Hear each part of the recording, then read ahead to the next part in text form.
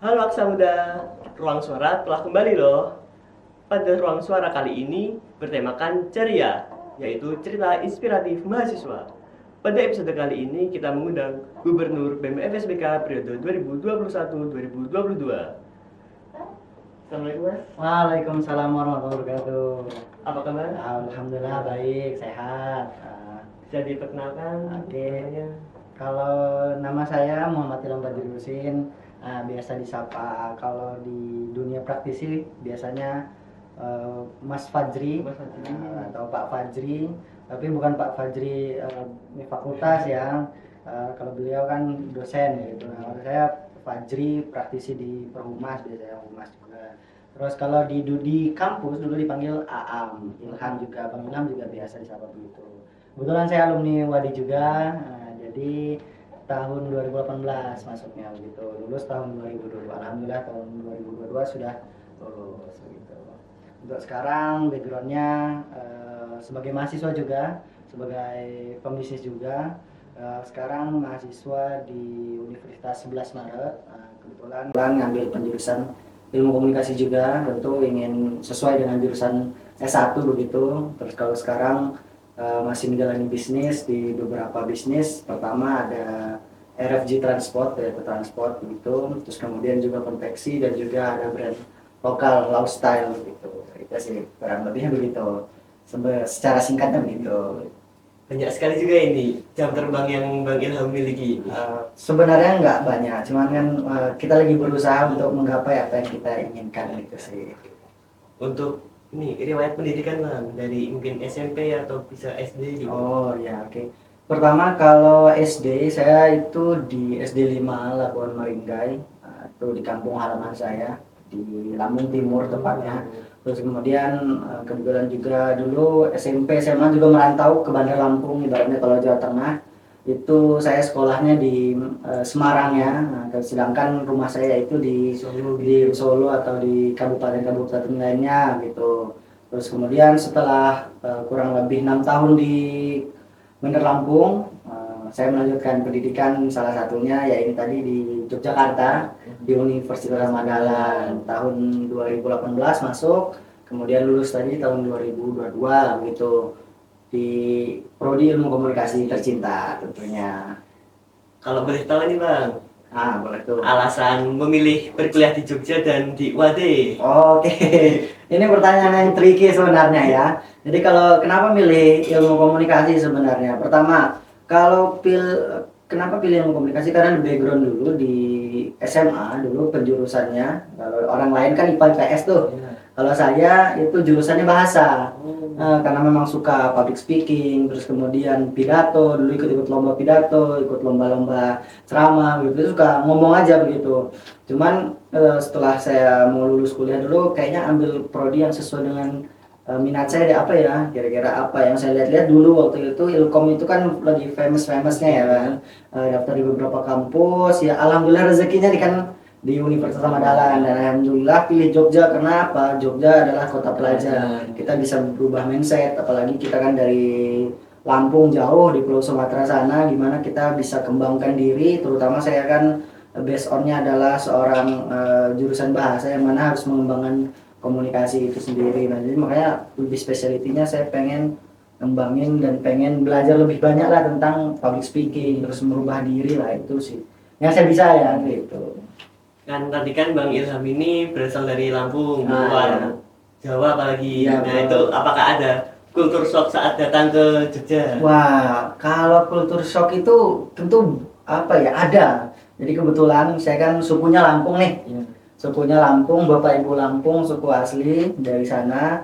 Cuman memang ada beberapa teman juga yang di Lampung kan ada tempat transmigran ya. Lampung itu banyak suku, ada Bali, ada Jawa, bahkan Batak pun ada begitu. Nah jadi kita bisa membaur dengan satu sama lain, tapi culture shock yang lebih mendalam di bidang pendidikannya. Nah pendidikan, karena di Jogja ini orangnya itu lebih dikatakan lebih siap akan belajar.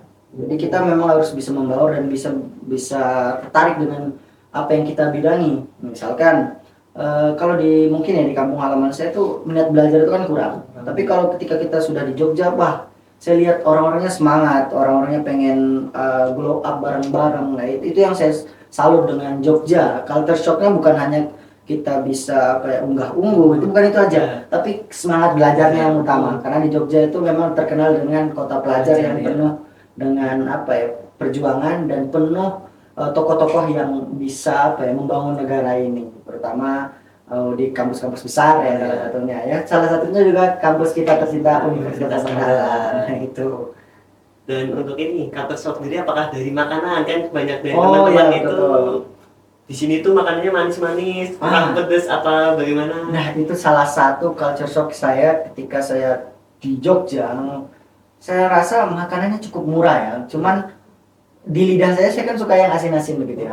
Pas di Jogja, kok makanannya manis-manis, terus nyoba gudeg manis, terus nyoba makanan-makanan kayak yang biasa kita pedas asin, ini jadi manis gitu. Rasanya begitu. Tapi dengan lambat laun kita bisa menyesuaikan lah dengan taraf di sini. Tapi kalau mau coba pengen kayak masakan Lampung ada, khususannya di Jogja ini ada gitu. Jadi saya kalau kangen dengan masakan Lampung, saya ke salah satu warung itu. Nah itu sih gitu.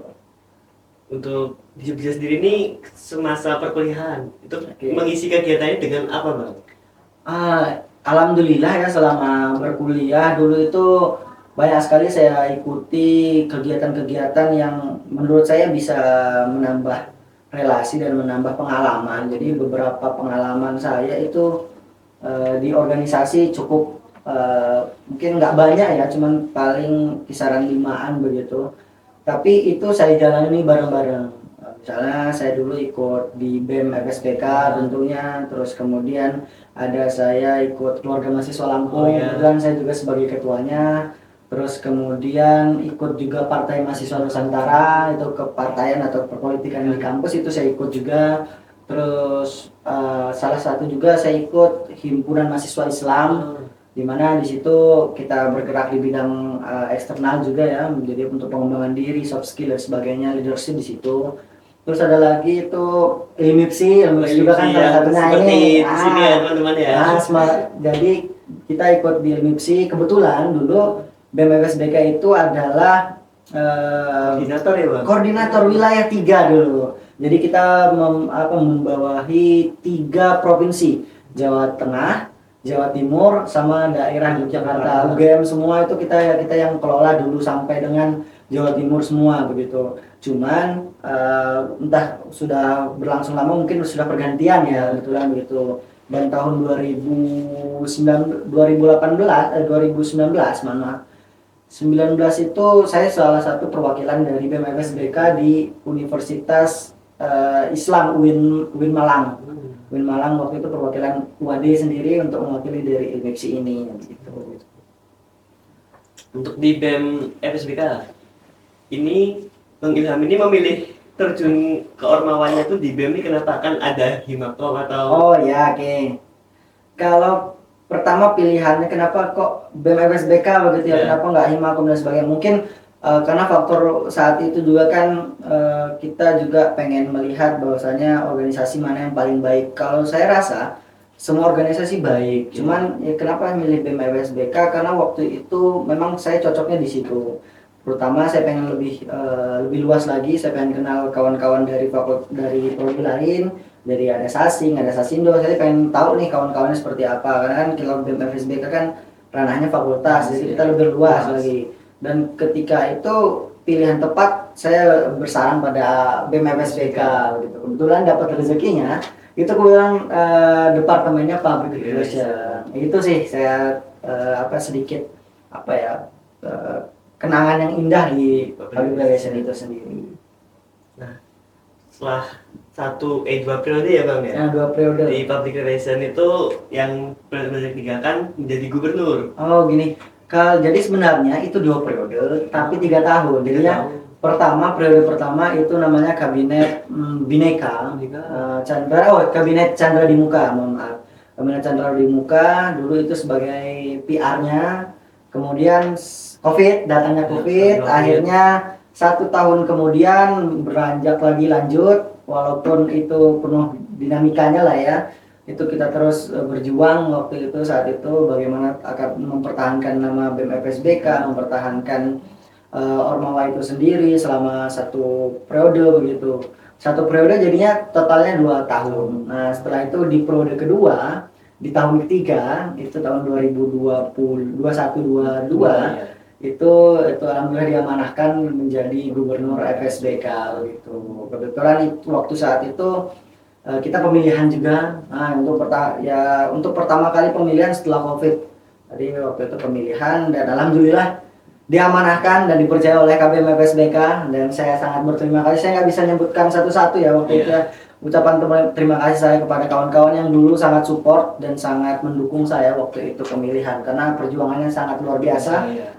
Sampai 2 kali pemilihan. 2 kali. 2 kali pemilihan. Ada 3 calon apa? Ada 2 enggak, tetap 2 calon. Cuman pemilihan pertama ada trouble, ada kendala-kendala, terus kemudian sampai dengan habis itu dilanjutkan 1 bulan kemudian pemilihan lagi. Alhamdulillahnya namanya rezeki akan tetap rezeki begitu. Alhamdulillah dan terima kasih kepada kawan-kawan yang mungkin sampai saat ini susah akan saya ingat kena apa ya supportnya dan itu luar biasa dari KBM FSBK itu sendiri. Untuk di ILMIPSI Bang. Itu tuh tugasnya tuh apa sebagai sebuah lembaga? Kalau ILMIPSI itu adalah institusi atau lembaga sama dengan organisasi penyambung lidah dari seluruh organisasi BEM atau LEM atau DEMA. Di kalau setiap kampus itu kan beda-beda tuh penyebutan organisasi ininya eksekutifnya. Nah itu sebagai wadah komunikasi forum organisasi di Indonesia terkhususnya. Kalau kita dulu ILMIPSI itu kita megang di wilayah 3, Jawa Tengah, Jawa Timur, sama Yogyakarta. Dan itu kita koordinatornya dan itu tugasnya apa sih? Kita buat program-program yang mana kita bisa menyebarkan tentang kebudayaan. Jadi ilmu budaya. Jadi jatuhnya itu organisasi ikatan tentang ilmu budaya itu tadi. Jadi yang dibahas tentang kebudayaan, tentang culture shock dan sebagainya. Jadi seminar nasional dulu kita pernah buat itu bukan seminar nasional, jatuhnya dulu zaman itu belum ada Zoom ya, itu belum ada Zoom. Jadi kita pakai namanya Chatnas. Chatnas. Jadi kita diskusi itu nasional, itu ada grupnya Chatnas, kita diskusi tentang budaya ini. Jadi unik ya zaman itu kita nggak ada nama Zoom secara langsung nih kita ngomong langsung. Itu Chatnas, kita diskusi kita bahas tentang kebudayaan Jawa misalnya, terus kita pantik dengan moderator juga, tapi via chat, lucunya begitu. Jadi bukan kalau Zoom kan ada gambarnya. Ya, Zoom. Chatnas itu hanya Chatnas. Jadi kita buatkan pamflet juga di jam ini kita akan buka di forum diskusi yang menyampaikan sesuatu hal langsung chat aja, chat apa disampaikan. Akhirnya diskusinya begitu. Dan itu lebih unik juga sih, unik waktu saat itu ya, strategi waktu itu karena menyesuaikan dengan perkembangan zaman. Zoom belum ada, Google Meet juga belum ada, jadi akhirnya ya itu yang kita pakai gitu. Untuk kepanitiaan Bang. Kepanitiaan. Itu yang pernah diikuti atau aktif dalam kepanitiaan itu apa? Kalau kepanitiaan itu alhamdulillah hampir semua ya kayaknya di kampus ya, terutama di fakultas. Kalau kepanitiaan itu saya salah satu panitia juga. Kalau di Himakom itu ada Komde ya. Iya. Komde 7 saya dulu, Komde 7 kebetulan non akademik juga. Nah, non akademik terus kemudian di Milad FSBK itu saya sebagai humas, waktu itu humas. Milad itu hampir kayaknya milad keempat, milad ketiga itu saya 3 tahun berturut saya jadi Milad juga ikut. 3 tahun. Ya, 3 tahun berturut saya ikut Milad. Tahun 2018 ikut, 2019 ikut, sampai dengan sampai dengan saya jadi gubernur itu saya ikut semua, tentunya kan sebagai penanggung jawab begitu. Kemudian organisasi yang lain untuk event yang lain itu salah satunya ikut volunteer dulu. Kita dulu BEM FSBK kolaborasi sama Purwet Prudensial. Itu dulu ada lomba lari apa lomba sepeda begitu, saya nggak lupa. Dulu kita kolaborasi dan itu Nah, sebagai panitianya juga di situ mencari pengalaman lah, karena kan dari beda. Kalau hanya di kampus aja kan agak kayaknya kurang greget. Kayaknya kalau ketemu sama kampus-kampus lain kayaknya lebih seru. Nah, itu saya yang saya ikuti. Kalau secara panitia, kalau kepanitiaan milad itu ikut semua, terus sampai dengan Pomde ke PPS, bahkan saya pernah juga. PPS itu adalah panitia pemungutan suara dulu. Kalau sekarang kalau yang kayak pilkada, pemilu kemarin kan ada tuh PPS tuh. Nah, ini kita PPS-nya taraf fakultas saja pemilihannya gitu. Untuk alasan Bang Ilham sendiri ikut kepanitiaan tuh apa Bang? Soalnya kan banyak juga panitiaan ini menyita waktu, terus juga terkadang nih orang-orang nih kalau diajak kepanitiaan ini alasannya banyak males gitu ya. Kalau saya sih kenapa dulu ikut kepanitiaan ya, pertama saya jauh-jauh dari kampung nih, masa ya saya nggak dapat apa-apa. Jadi saya dulu sebisa mungkin saya di Jogja, saya harus berkembang dan bertumbuh. Nah, saya dulu ikut organisasi sebanyak mungkin dan seaktif mungkin. Jadi percuma kita ikut sebanyak mungkin kalau nggak aktif. Nah itu. Terus kemudian kita ikut kepanitiaan, kita sebisa mungkin ikut banyak kepanitiaan tapi aktif. Dalam artian bukan hanya ikut-ikutan, oke saya terima enggak, tapi kita bisa terjun langsung dan kita bisa mengembangkan di apa yang kita bisa di situ. Misalkan saya suka dengan public speaking, gimana caranya saya bisa belajar di suatu organisasi dan saya bisa jadi moderatornya, jadi yang ngisi acaranya atau MC-nya begitu. Jadi bukan hanya sekedar ikut-ikutan, dan itulah yang saya pengen kembangkan pada diri saya waktu itu. Nah, itu background-nya begitu. Sesi kedua ini cerita inspiratif. Jadi cerita inspiratif. Selama Bang Ilham berada di Universitas Ahmad Dahlan, mengikuti organisasi, kepanitiaan, atau mungkin dari perkuliahannya juga, itu apakah ada cerita-cerita yang menginspirasi atau terkesan di dalam dirinya Bang Ilham? Kalau menginspiratif itu sebenarnya bisa dikatakan kalau setiap kuliah itu saya selalu tidak terlalu aktif banget juga di kelas ya. Tidak terlalu aktif yang bisa dikatakan menjadi number one itu enggak. Tapi sebisa mungkin kita bisa membaur dengan keadaan dan bisa bereksperience di dalam kelas itu sendiri.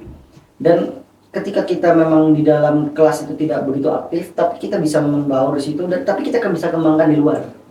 Nah, misalkan ikut organisasi tadi, ke eventan tadi, jadi kita bisa praktik itu lebih, kalau saya praktik itu penting, teori itu juga penting, tapi persentase untuk berpraktik itu yang lebih saya utamakan ketika itu ya.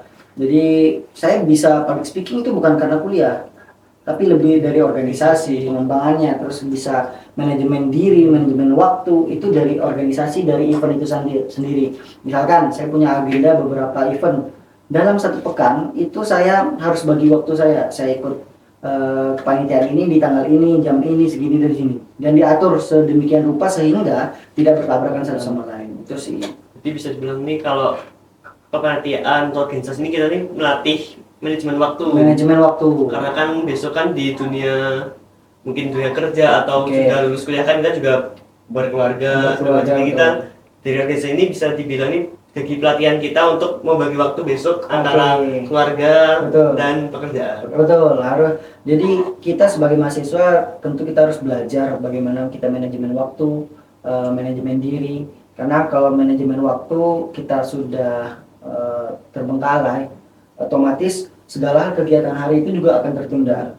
Misalkan sekarang schedule jam berapa, tanggal berapa, kita udah spare waktu itu sampai dengan jam berapa. Jadi akhirnya kegiatan yang lain tidak akan tertunda.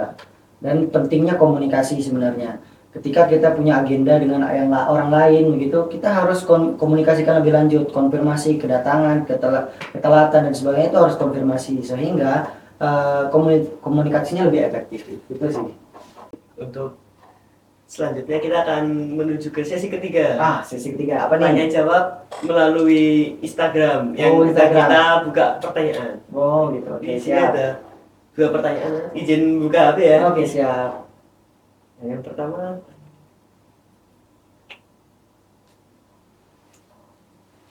pertanyaannya ini, bagaimana tips membagi waktu antara perkuliahan dan organisasi? Mungkin banyak teman-teman juga yang mau masuk di sini takut nanti kuliahku tertinggal, apalagi banyak stigma di sosial media, ngapain di organisasi cuma rapat-rapat Oke, betul. menghabiskan waktu.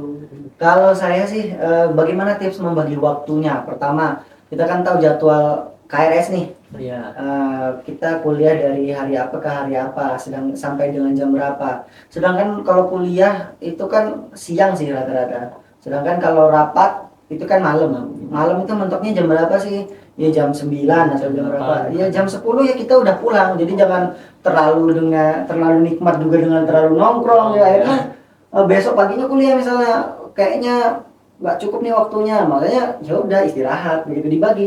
Jadi saya punya 4 organisasi, saya bagi dengan sedemikian rupa sehingga tidak tabrakan. Waktu itu kebetulan saya waktu itu kan ketua umum keluarga mahasiswa Lampung. Iya. Terus kemudian di BEM itu sebagai gubernur.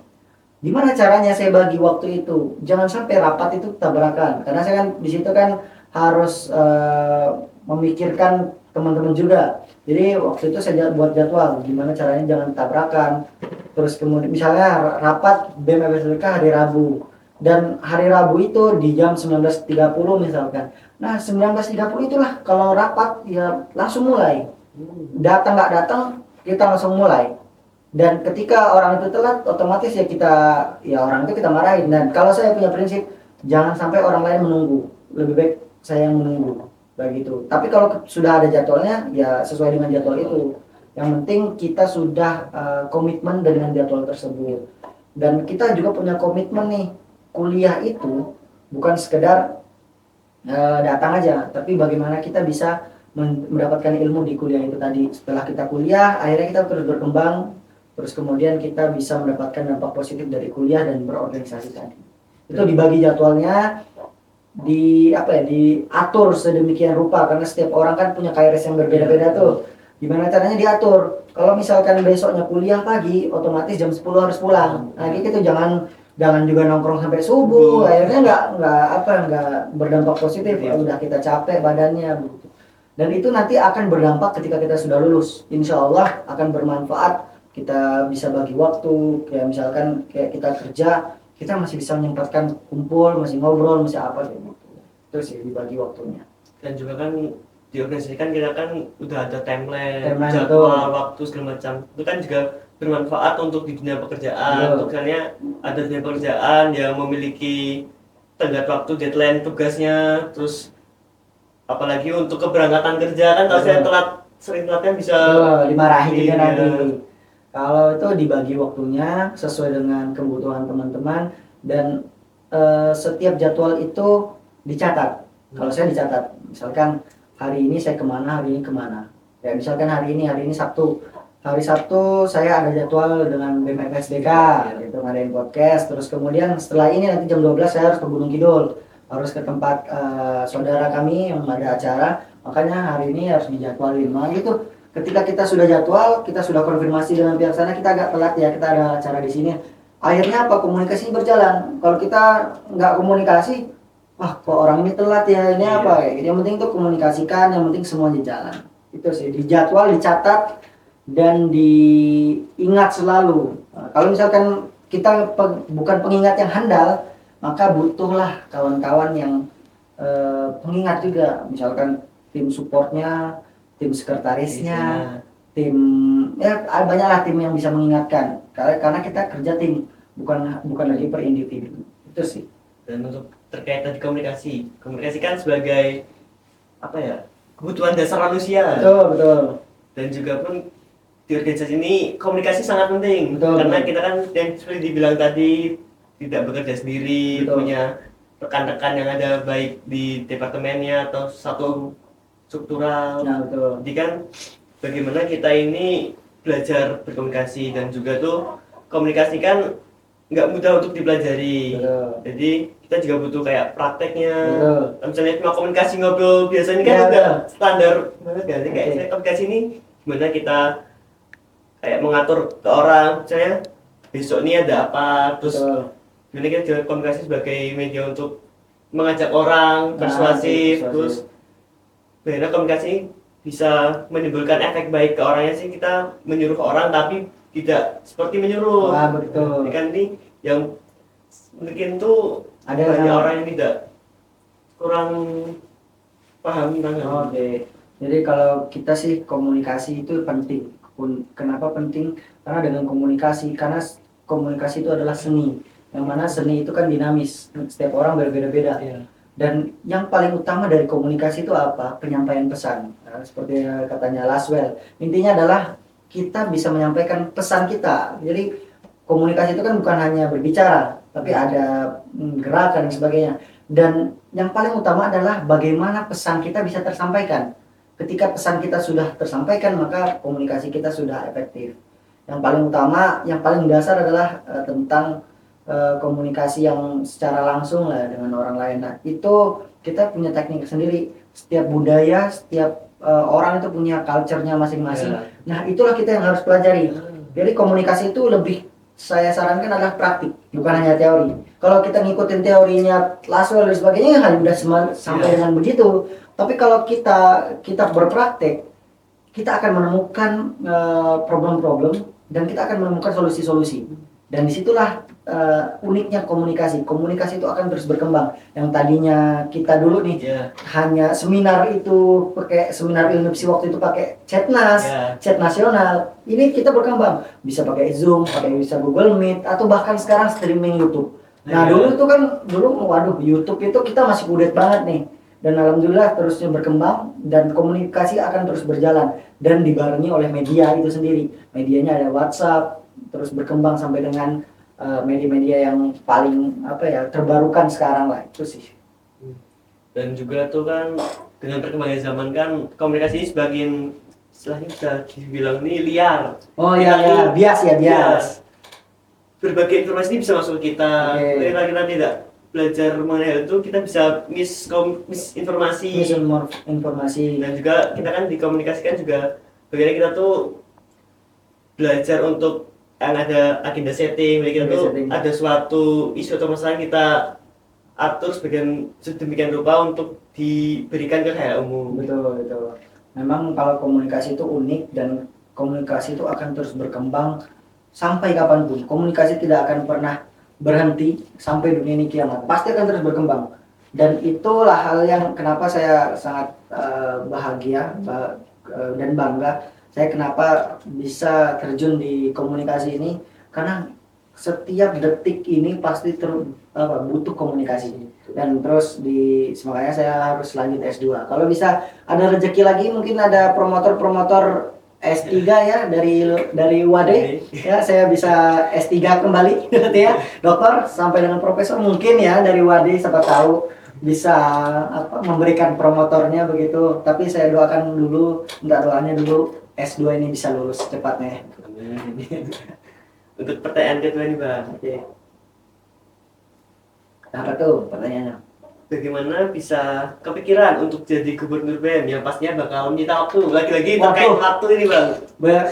Balik lagi, the power of takdir ya, the power of takdir. Dulu tuh pada tahun 2020 COVID ya, itu COVID. Itu dulu saya punya project, dapat panggilan dari senior juga, dapat masukan. Saya dulu disarankan sebagai wakil gubernur bahkan. Ya, ada cutting saya namanya Afrizal Jaya, mungkin dulu, sekarang dia jadi pengusaha di Sulawesi. Nah itu kami dulu partneran tuh, dulu dia jadi gubernurnya, saya wakilnya dulu. Cuman lambat laun COVID terus berjalan, nggak mungkin kan dia terus akan berkembang gitu. Akhirnya dia sudah Pak Gubernur saya dulu tuh, Pak Afrizal Jaya itu. Nah dia saya nggak bisa lanjut lagi kata dia. Terus gimana? Terus akhirnya saya lah tahun 2021 pemilihan itu gubernur, saya harus cari wakil juga. Dan saya lihat wakil saya yang menjadi partner saya selama 1 tahun ya, Bu Eva Kristiani SS ya, sekarang luar biasa, dia sudah jadi pengabdi guru di Banjarnegara. Dan itu menjadi partner saya selama 1 periode di BEM FSBK. Kok bisa kepikiran? Bisa kepikiran karena saya dulu pengen gimana caranya saya menjadi orang yang bisa bermanfaat, dan menjadi gubernur ini bisa menjadi salah satu batu loncatan saya bisa terus berkembang dan bisa mengembangkan diri. Dulu saya nggak pernah terpikirkan waktu maba, pas saya P2K dulu, ada dulu namanya gubernurnya, namanya Bang Regi, tahu Bang Regi, mungkin senior kita juga. Itu kok di fakultas kita di Universitas Samarinda kok ada bernuran ya, ada persembahan ya, apa ini unik loh ya. Kata saya, wis kok ada gubernur, apa benar beneran ini. Saya bilang kok keren banget dia ngomong, public speakingnya bagus banget. Ya, saya harus jadi dia.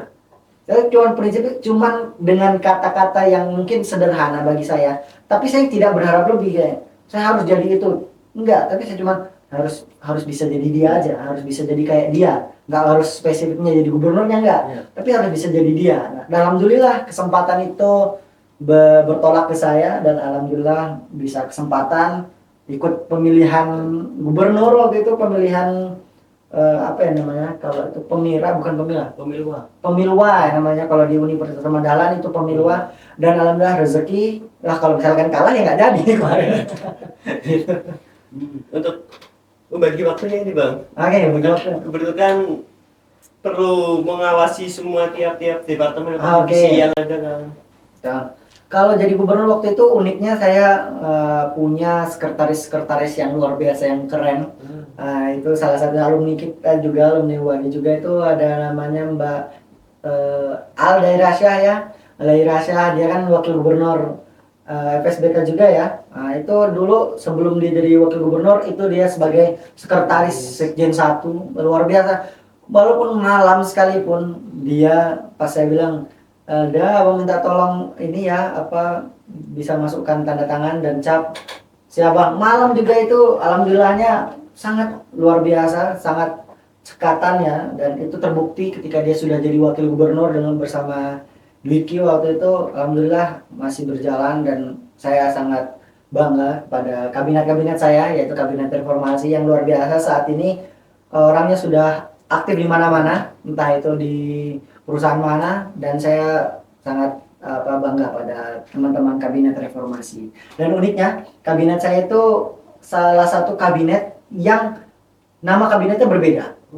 Kenapa? Saya pakai nama kabinet reformasi, sedangkan yang lain pertama ada kabinet Bhinneka, ada kabinet Cadar di Muka, terus kabinetnya sekarang Adiaksa. Namanya kan pakai filosofis begitu kan. Saya dulu enggak, saya harus pakai nama yang mudah diingat. Dan apa ya, saya bilang gimana caranya biar mudah diingat dan mudah kita pelafalannya.